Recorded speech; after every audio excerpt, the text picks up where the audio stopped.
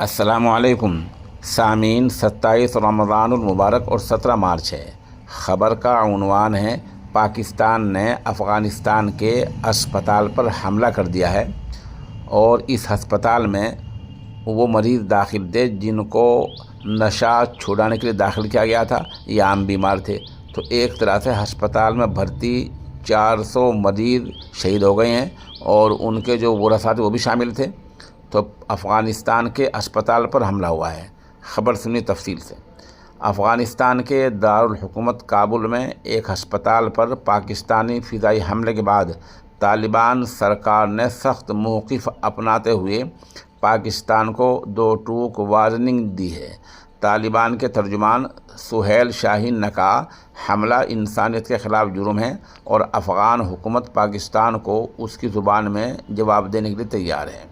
طالبان کے ترجمان سہیل شاہین نے اور کیا کہا، پاکستانی فضائیہ نے بحالی مرکز پر حملہ کیا۔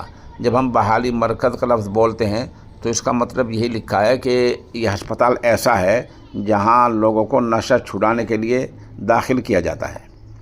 اس حملے میں 400 زیادہ مریض ہلاک ہو کے شہید ہو گئے ہیں اور 250 زخمی ہوئے ہیں۔ شاہین صاحب نے مزید کہا کہ بہت سے خاندان اپنے پیاروں کو کھو چکے ہیں اور صورتحال انتہائی تکلیف دینے والی ہے۔ شاہین نے وعدے کیا کہ پاکستان کے ساتھ بیک چینل بات چیت نہیں ہو رہی ہے۔ ان کے مطابق پاکستان نے فوجی راستہ چنا ہے جبکہ ہم ہمیشہ پرامن حل چاہتے ہیں۔ انہوں نے کہا کہ افغان سرزمین کو کسی بھی قسم کی دہشت گردی کے لیے استعمال کرنے کی اجازت نہیں دی جائے گی اور وہ اس حوالے سے یقین دہانی کرانے کے لیے تیار ہیں۔ طالبان کا کہنا ہے کہ پاکستان افغانستان میں استحکام نہیں چاہتا۔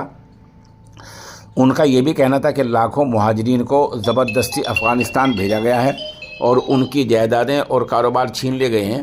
افغانستان میں طالبان کی حکومت نے الزام لگایا ہے کہ پاکستان کے تازہ فضائی حملے میں کابل میں منشیات کی بحالی کے ہسپتال کو نشانہ بنایا گیا، جس میں کم از کم 400 افراد ہلاک اور 250 زخمی ہیں۔ تاہم پاکستان نے الزامات کو مسترد کیا ہے اور پاکستان کا کہنا ہے کہ حملے میں کسی شہری ڈھانچے کو نشان نہیں بنایا گیا۔ ظاہر سی بات پاکستان جھوٹ بول رہا ہے اور 100% جھوٹ بول رہا ہے۔